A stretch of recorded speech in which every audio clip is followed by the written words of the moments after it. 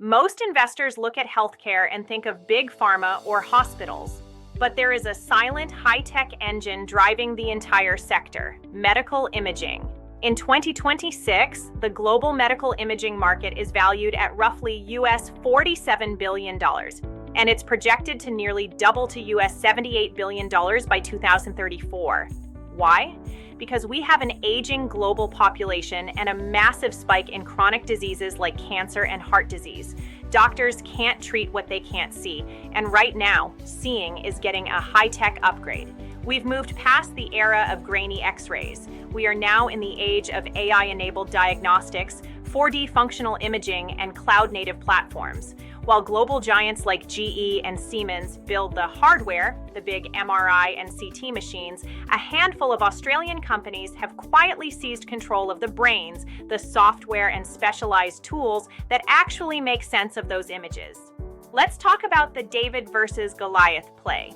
Historically, hospitals bought their software from the same company that sold them the MRI machine. It was a closed loop, but that's changing. Hospitals now want best-of-breed software.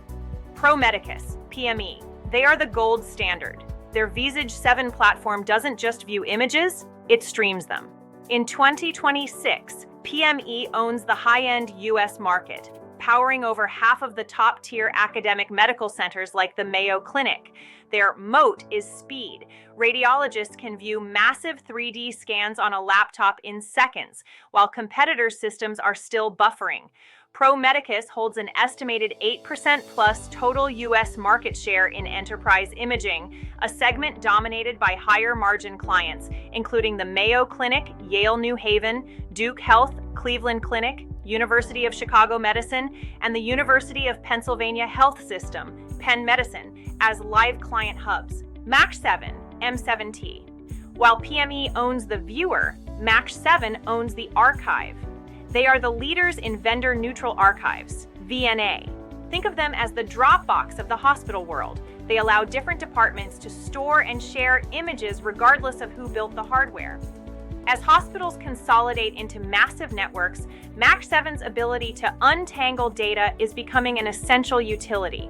They are currently deployed in several key regions globally, including large-scale digital health integrations in the Middle East and Asia, where they are deploying national imaging EMRs MAX7 targets, a high-growth niche, and currently holds a 1% global market share, focusing on these massive, complex network integrations. If PME and MAX7 are about efficiency, 4D Medical is about discovery. For 100 years, lung imaging was static. You took a picture of a lung while a patient held their breath. 4D Medical's XV technology changed the game by showing the lung in motion. In 2026, they've hit a massive inflection point. Their CT.VQ software just received FDA clearance, allowing them to extract functional lung data from a standard CT scan with zero contrast dye or injections. They aren't just a niche player anymore. They are positioning to replace the 100-year-old nuclear VQ scan. With a recent strategic investment from Pro Medicus, 4DX is now the clear category killer in respiratory health. But what about the rest of the world? High-end software is great for the Mayo Clinic, but what about emerging markets or mid-sized clinics in Latin America? That is where IMEXHS comes in. IME is the democratizer of medical imaging.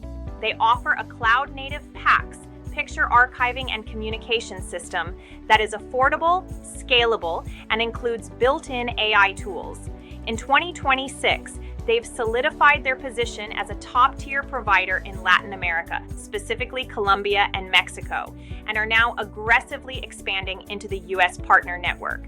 They aren't just selling software, they are providing an entire radiology-as-a-service ecosystem, allowing smaller clinics to compete with giant hospital networks. They currently hold an estimated 5 to 10% regional market share in Latin America. So where is this going? My prediction for the next 3 years is the great consolidation. We are seeing a shift from experimental AI to workflow AI. The winners won't be the companies that just have a cool algorithm.